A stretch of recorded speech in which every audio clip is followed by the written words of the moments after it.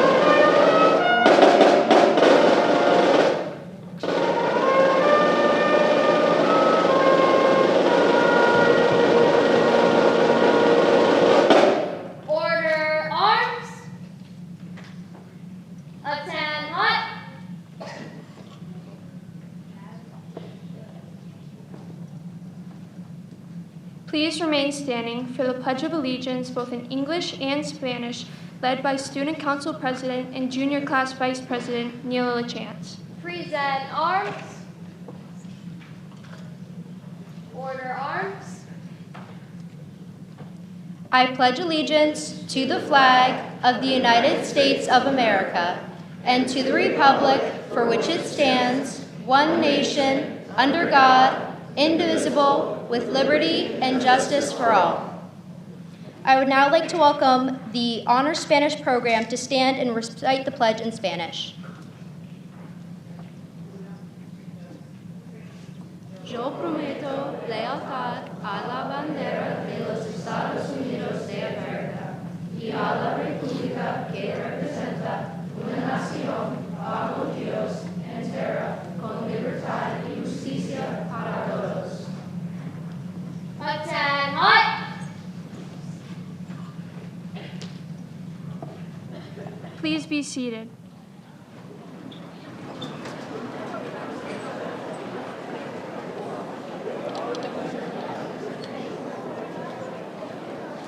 Good morning, everyone, and welcome to our Veterans Day ceremony. Today, we gather to honor the brave men and women who have served our country with courage, sacrifice, and dedication. Their commitment to protecting our freedoms reminds us of the true meaning of service and unity. Thank you to our veterans for your strength, your sacrifice, and your unwavering love of our country. We are deeply grateful. Let us take this time to reflect, to remember, and to express our heartfelt appreciation for all who have served and for those who continue to serve today. Welcome, and thank you for joining us in this important tribute. I would now like to ask Ms. Niquette's class to come forward for a reading dedicated to Mr. Holloway from Janet Kahn.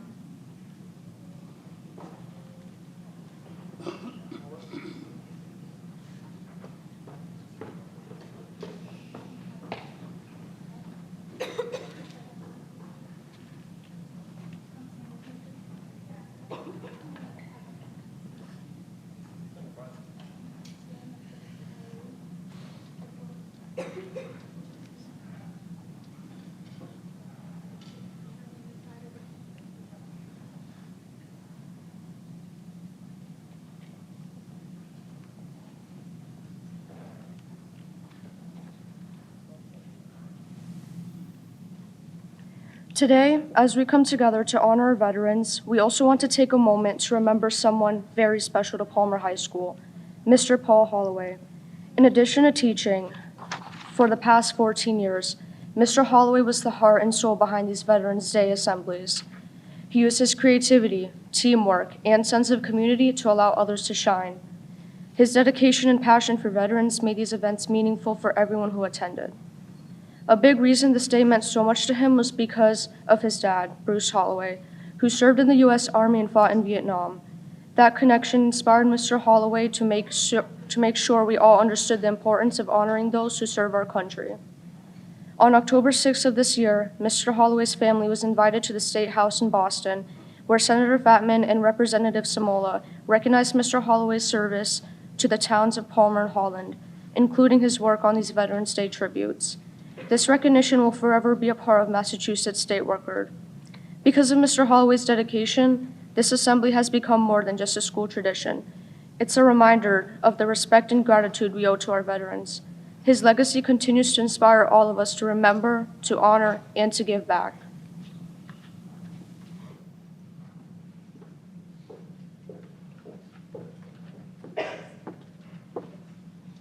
Thank you, Janet.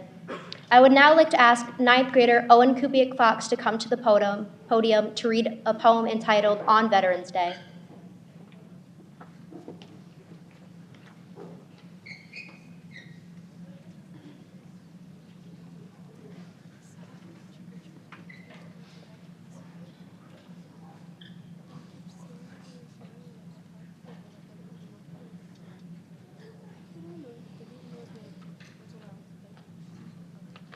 While we were here at home, they traveled land and sea to make sure we stay safe, to protect us and keep us free. Words are not enough to give them what they're due. On Veterans Day, please thank them for their service from me and you.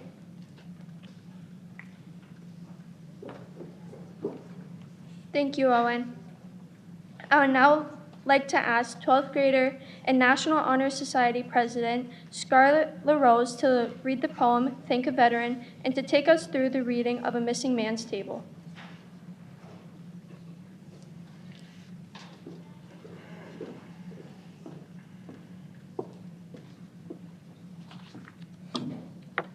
Dear veterans, those of us who have not served will never fully understand the sacrifice you've made, both in times of peace and in war.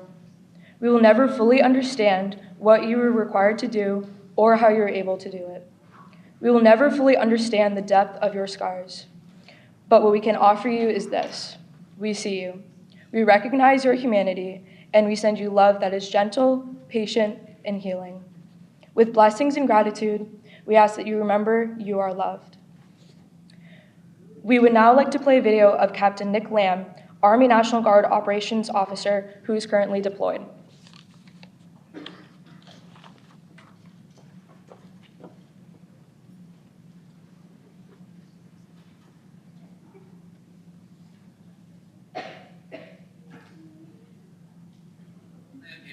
Class of 2012. Happy Veterans Day. And thank you for your continued support. And a special thank you to my wife, Bethany. I couldn't do it without you.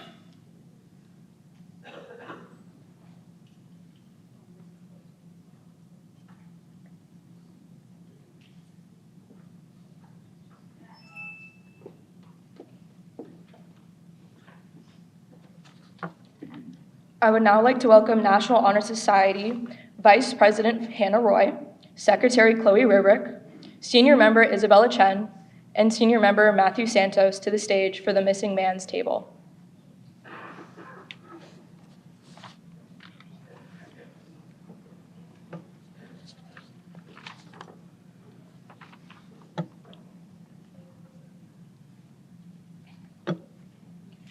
Each item on the Missing Man's Table represents the emotions and feelings reserved for those who did not come home. The ceremony symbolizes that they are with us here in spirit. All Americans should never forget the brave men and women who answered our nation's call to serve and fought for our freedom with honor. The symbolism of the Missing Man's Table. The table is round to show our everlasting concern for our missing men. The cloth is white, symbolizing the purity of their motives when answering the call to serve. The single red rose, displayed in a vase, reminds us of the lives of these Americans and their loved ones and friends who keep the faith while seeking answers. The red ribbon symbolizes our continued determination to account for our missing. A slice of lemon reminds us of their bitter fate, captured and missing in a foreign land. A pinch of salt symbolizes the tears of our missing and their families who long for answers after decades of uncertainty. The lighted candle reflects our hope for their return, alive or dead. The Bible represents the strength gained through faith to sustain us and those lost from our country, founded as one nation under God. The glass is inverted, symbolizing their inability to share a toast. The chair is empty, the seat that remains unclaimed at the table.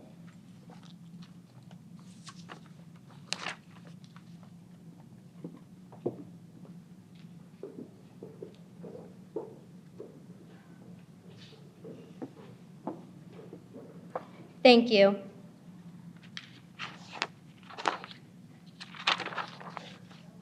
We would now ask State Representative Todd Smollett to come to the podium and deliver a speech.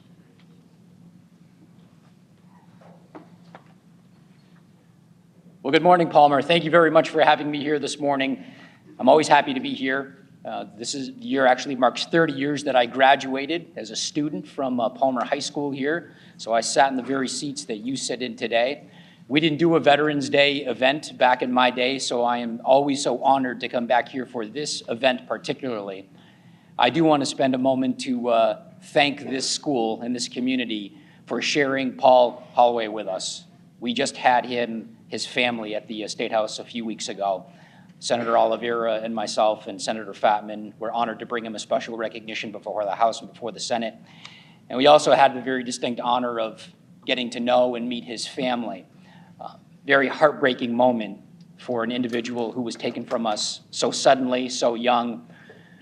But he was an intricate part of this ceremony every single year, and he was the one that first brought many of us in legislative service back here to be able to honor and recognize veteran men and women. We pay a tribute to him today, and we know that the Palmer community and the Palmer family misses him tremendously. We do too.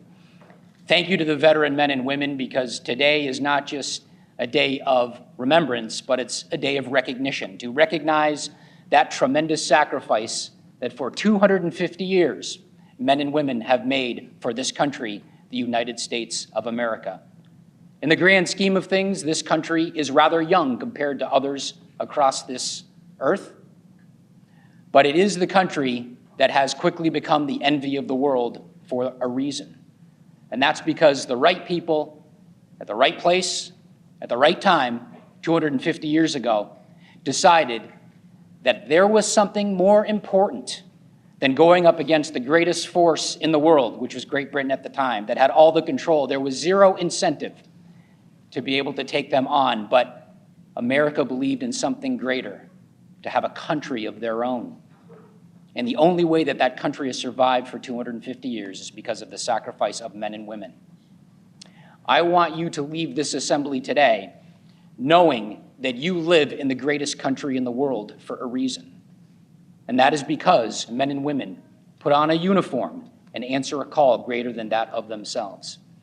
If you are ever struggling in your personal life, as we all are at one time or another, and you can't find a role model, you need not look further than the men and women that are sitting just a few feet in front of you on this stage.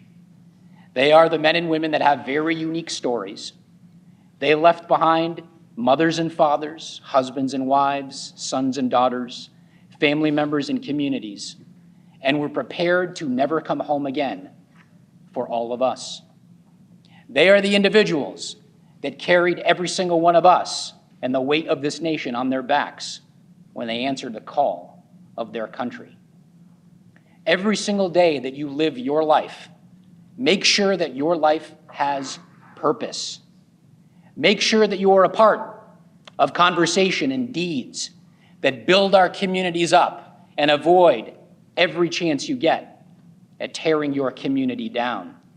That doesn't mean that you can't disagree, that you can't respectfully argue with the person sitting next to you, but that means there's a way to do it and to express yourself that sets an example for others. That is what the greatness of America is all about. This country stands for something that's pretty spectacular, and there are millions of people all over this world that would love to be sitting in the seats that you are sitting in today. You have been handed, by the good work of these men and women that we honor today, freedom, liberty, rights, a voice, the ability to sit here today to go to school and to assemble, rights that in other countries they are fighting for right here at this moment in the world. That is something that's pretty spectacular. Don't ever lose sight of American exceptionalism, because we are indeed an exceptional country. We are the envy of the world for one reason and one reason only. And it's for the men and women that we honor here today that have given all of themselves for all of us. To them, I say thank you on behalf of a grateful nation. Grateful for your sacrifice, because we live in the greatest country on God's green earth, the United States of America. Let's hear it for these veterans.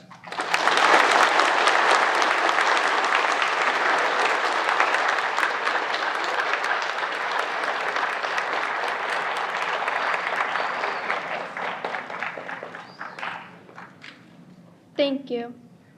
We now ask State Senator Jake Oliveira to come to the podium to deliver a speech.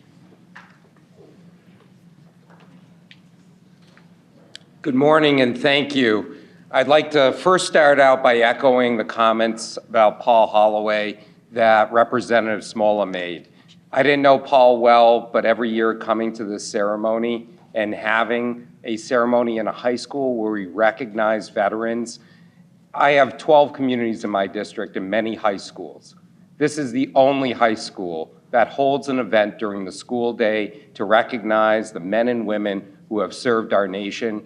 And I am grateful that Paul has carried on this tradition, and the school continues to carry on this tradition of honoring Palmer's veterans, even though he's no longer with us. So thank you to the Palmer community for always recognizing those who have served our nation. I'd also like to start out this morning by recognizing a milestone that we are celebrating today. Even though tomorrow we are recognizing those men and women who served our nation on Armistice Day, in which Veterans Day was previously known, the 11th hour of the 11th day of the 11th month, that marked the end of the First World War over a century ago. But we are also celebrating a milestone for a branch of service today. Any Marines on this stage? I see at least one. Are there any Marines in the audience? Thank you for your service. Today marks the 250th birthday of the United States Marine Corps. Congratulations to the Marine Corps on 250 years of service to this nation. My grandfather served in the United States Marine Corps during World War II. He was someone that was in naval aviation in the Pacific side, and he was always proud to represent his country on that stage, but also proud of his branch of service, that whether it's the land, air, or sea, the Marines continuously put themselves in harm's way and sacrifice for their nation. So on this 10th day of November, we celebrate that 250th anniversary. Rep. Smola also mentioned that we are celebrating as a nation next year, 250 years. In fact, that revolution that sparked that revolution and signing of the Declaration of Independence actually started right here in our backyard in Massachusetts, in the Battle of Lexington and Concord, in which this past April, on Patriots' Day, we celebrated 250 years. And as we remind ourselves throughout these celebrations of celebrating 250 years as a nation, let's remember those ideas that built our nation, that all men are created equal, and that they are endowed by their Creator certain inalienable rights, that among those are life, liberty, and the pursuit of happiness. That life, liberty, and pursuit of happiness is what the men and women who are on this stage and those who serve our nation continue to protect and defend each and every day. Less than 0.5% of United States residents serve in our armed forces. Service is important to this nation. Service, whether it's in the Army, the Marines, the Air Force, the Navy, the Coast Guard, the Space Force, all of those branches of service contribute to upholding those ideals that 250 years ago, men and women fought for this nation to uphold and have the yoke that was broken open at that point in time for our nation to be a nation built on ideals.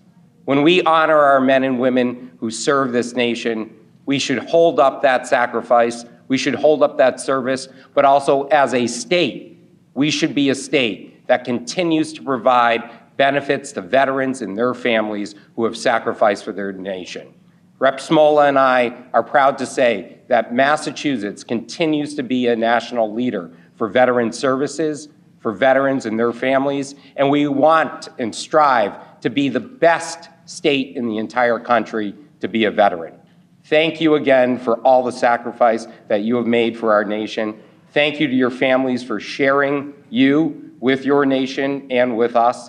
And thank you again for gathering to always honor and celebrate our veterans. Thank you to the town of Palmer for always doing that. Have a great day.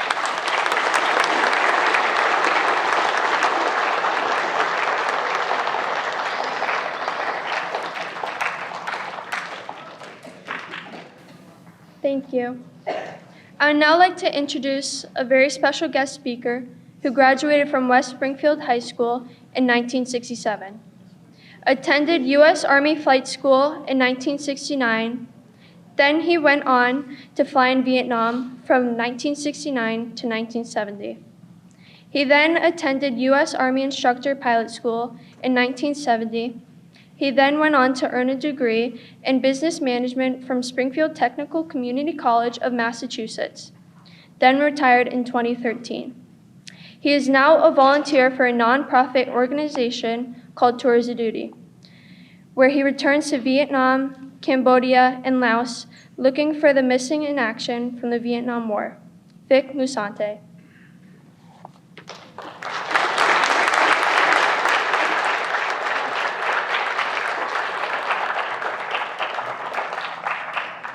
Thank you very much. It's a privilege to be here as an old guy and a veteran. Thank you for the kind comments. Gentlemen, I appreciate that. Thank you for having the missing man table. It's personal to me. My roommate from Vietnam is one of those people. And I work closely with Gold Star families, going back and doing the research to try to find them. So, okay, they said I had 10 minutes. So I could talk about the war, but I don't want to do that. In 1967, I graduated from West Springfield High School. I was a solid C- student. Never skipped school because I had too much fun going. Stayed eligible so I could play soccer and baseball in high school. After high school, I went to Hoyle Community College, where I didn't apply myself either. I became a good card player instead of a student. I did the noble thing and I dropped out of college after one semester. My father said, "You're not staying home without paying rent." So I had to get a job. My grandfather, a World War I veteran, was on the draft board, and he said, "You're going to get drafted if you don't come and enlist and pick what you want to do." My dad had quit high school to join the Navy for World War II. So I went in there, they wanted me to join the Navy, and I saw a brochure that said high school to flight school, or I could join the Army and become a helicopter pilot.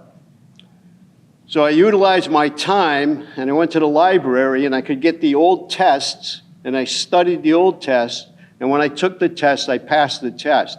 I enlisted in the Army, and I was going to flight school. But I had one big problem. I had never been in an airplane. I was 19 years old in 1968. It's not like that today. All of my grandchildren buy their own airplane tickets and fly wherever. But I needed to know if I was going to get airsick. So I used my time. I scraped up $10. I went to Barnes Airport, and Herb Barnes gave me an hour orientation flight where I thought, oh, this is easy. Anybody can do this. Not quite true. So I joined the Army. I went off to flight school, and in flight school is where I really learned how to be successful. I said I was a C- student in high school.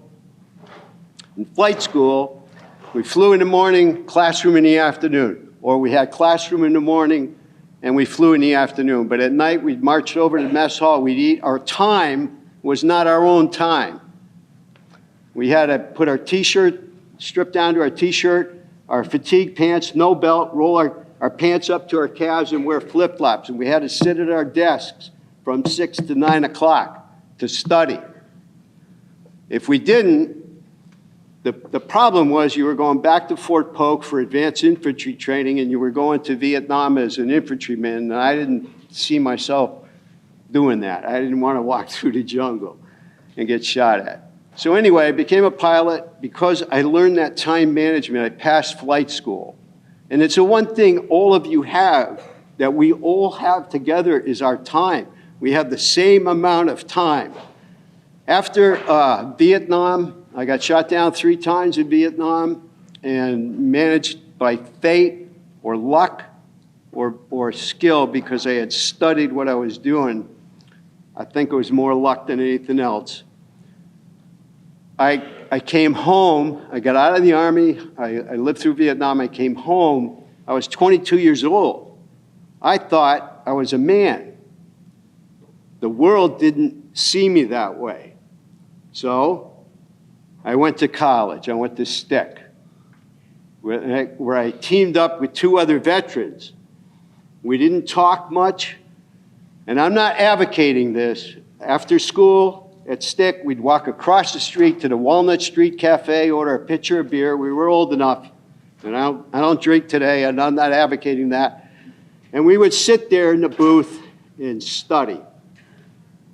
I got out of Stick.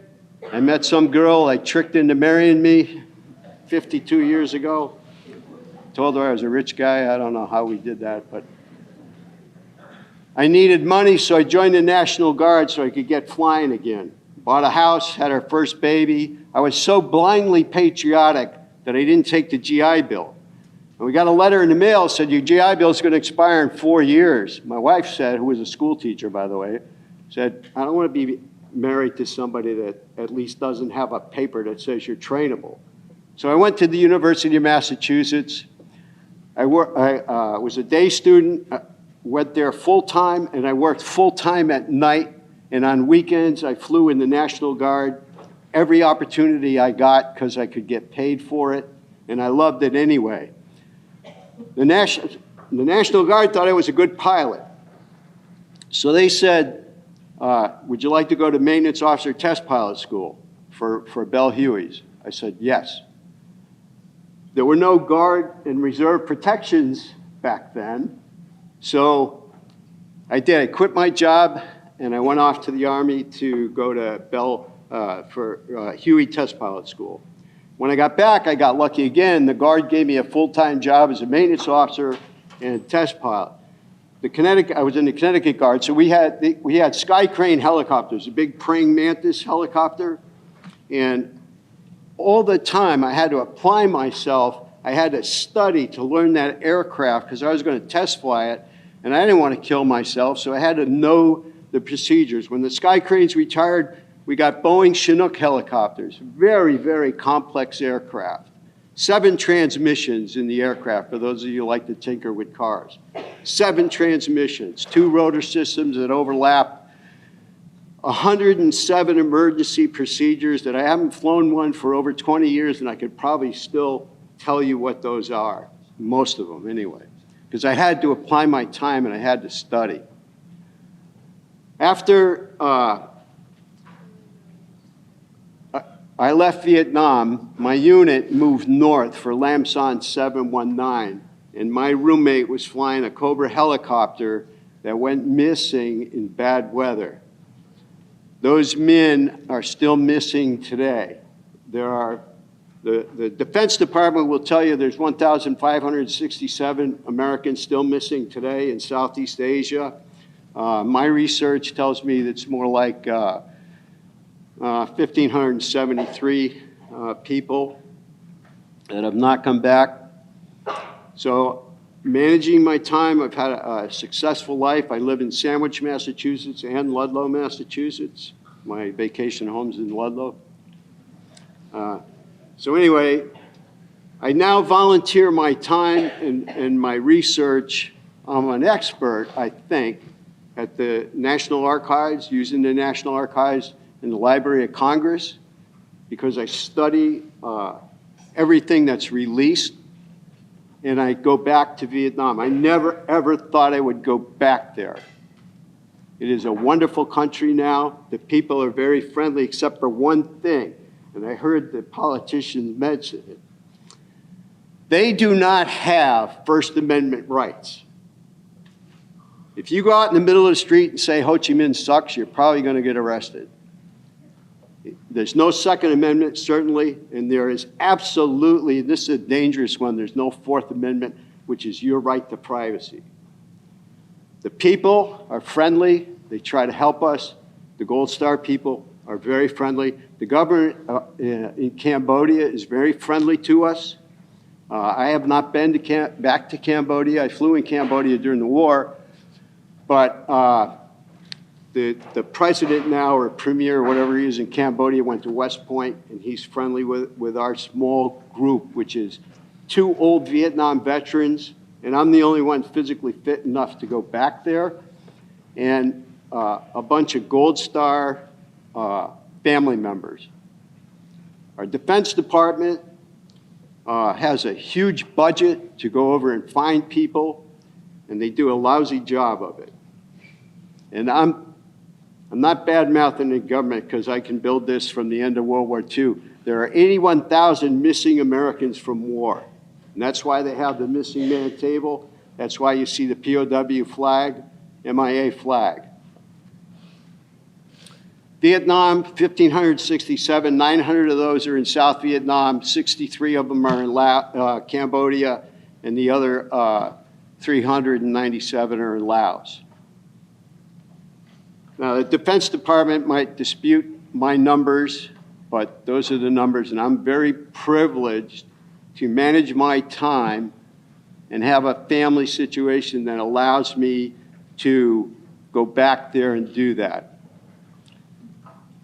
And the whole key to everything, I'm not a bright guy, I don't think. I mean, I knew pilots that could read a book and they knew it. I had to work at it. Manage your time. Respect your teachers and learn the subjects they're trying to teach you. I don't care if you want to be a mechanic, a truck driver, a carpenter, electrician, or plumber. Boy, we need those people. Or whatever you do, manage your time and you'll be successful. Anybody can be a knucklehead. So manage your time and do a good job. Thank you for listening to me. God bless you. Honor your parents and love your grandparents, because they love you unconditionally. Thank you.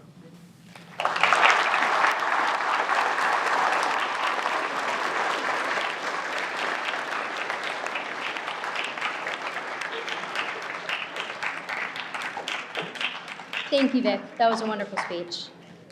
I would now like to welcome the National Honor Society's members, Eldie Arroyo, Isabella Chen, Caden Gelinas, Jalen Hadery, Amaya McCravey, Katie Mandrala, Addison Petrashevitz, Kendall Roberts, Gabrielise Roman, Hannah Roy, Madeline Roy, Matthew Santos, Chloe Weerbrook, and Kylie Woodworth to honor our veterans with carnations.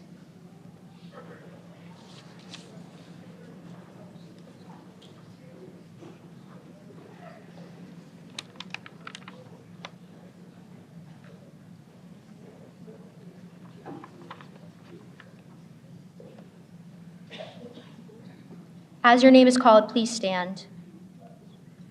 Chief Warrant Officer 4, Vic Musanti, Army.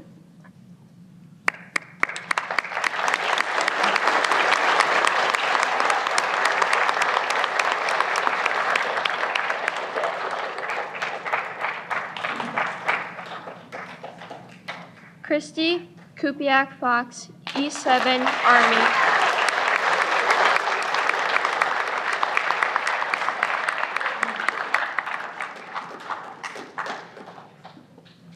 William Horvath, E6, District 3 Commander, Post 130 Commander, Navy.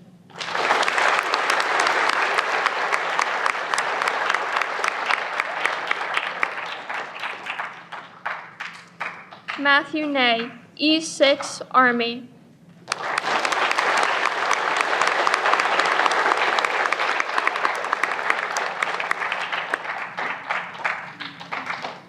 Teresa Hayden, E6 Air Force.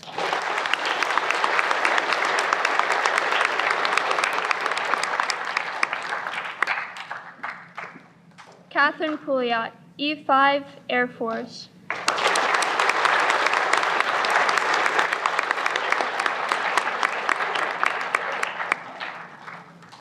Mark Kachi, E5 ANVETS Commander, Navy.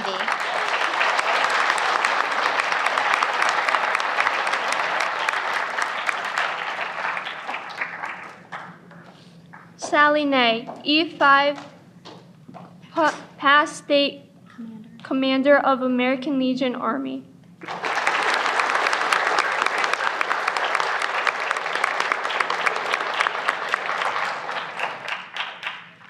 William Burns, E5 and Purple Heart recipient, Army.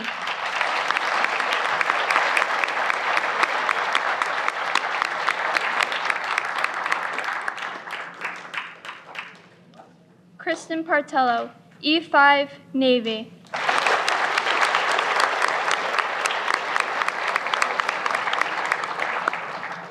William Partello, E5 Navy.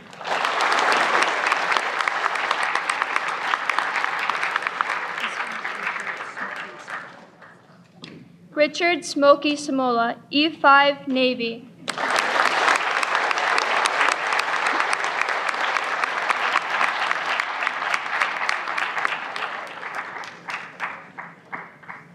Tina Broman, E4 Palmer VSO, Air Force.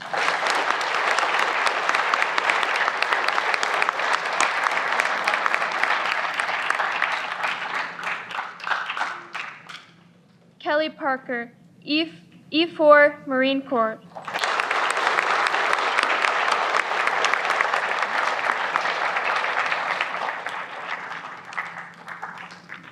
Thank you all so much for your service.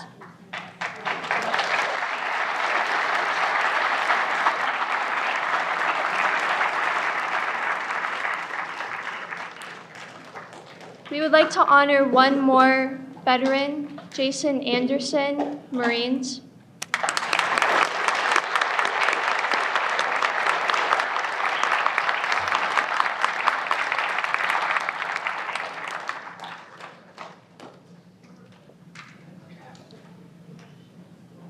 Thank you all for your service. We would now like to introduce the Palmer High School Band to play taps. Please do not applaud.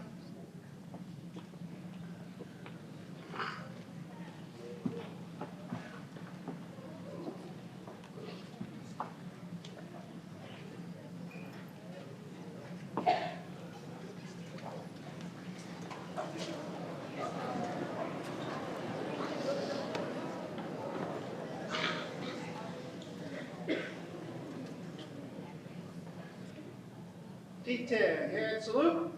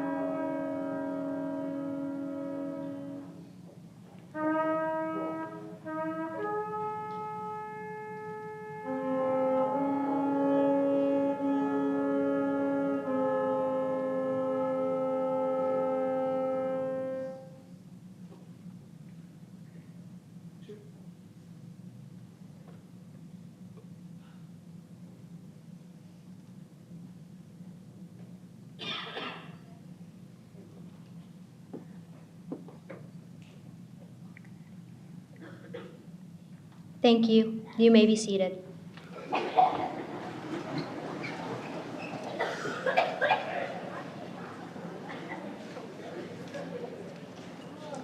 I would now like to introduce Palmer High School Principal, Mrs. North, to give her closing remarks.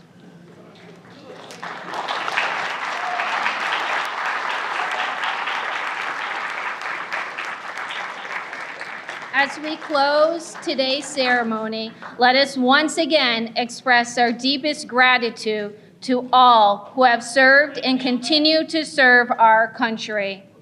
Your courage, sacrifice, and dedication remind us of the true meaning of freedom and service.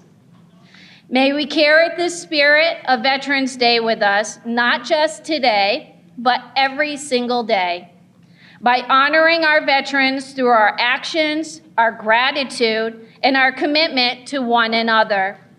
Thank you to our veterans, their families, and to everyone who joined us in the celebration of service and sacrifice.